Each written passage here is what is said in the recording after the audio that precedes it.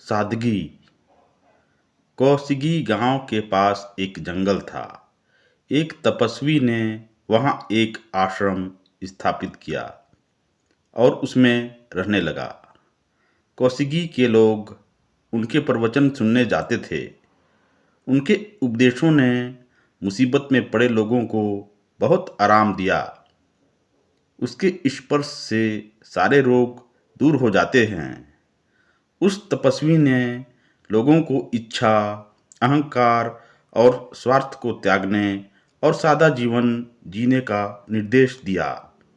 उसने लोगों को सिखाया कि दान सबसे अच्छा गुण है। तपस्वी ने कभी जंगल नहीं छोड़ा।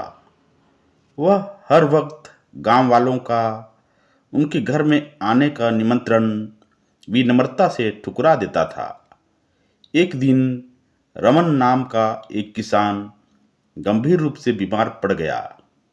वह बिस्तर से हिल भी नहीं पा रहा था। उनके परिवार के सदस्यों के अनुरोध पर तपस्वी ने पहली बार जंगल के बाहर कदम रखा और गांव का दौरा किया। उसके आने से पूरे गांव में खुशी का माहौल था।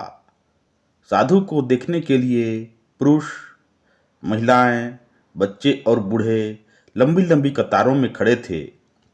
उन्होंने स्वादिष्ट व्यंजन और स्वादिष्ट मिठाइयाँ पकाईं और तपस्वी के पास ले गए। सारी तैयारियां देखकर तपस्वी के चेहरे पर मायूसी छा गई। वह चुपचाप खड़ा हो गया वहां से जाने के लिए। गांव वालों ने उससे पूछा, दिव्य मुनि, बिना कुछ लिए या कहे क्यों जा रहे हो? क्या आप हमसे नाराज हैं? क्या हमने कुछ गलत किया है? तपस्वी ने शांति से उत्तर दिया, बच्चों, मैं आपको सरल जीवन के बारे में सिखाता रहा हूँ। तुम एक कान से सुन रहे हो और दूसरे कान से छोड़ रहे हो। तुम अंधे भी हो। तुमने यह भी ध्यान नहीं दिया कि मैं अपना जीवन कैसे व्यतीत करता हूँ। जब मैं तुम सब से एक सादा जीवन जीने के लिए कहता हूँ तो क्या यह मुझ पर लागू नहीं होता?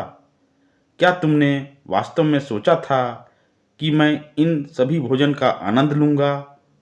गांव वालों को अपनी गलती का एहसास हुआ और उसी दिन से वे सादा जीवन व्यतीत करने लगे।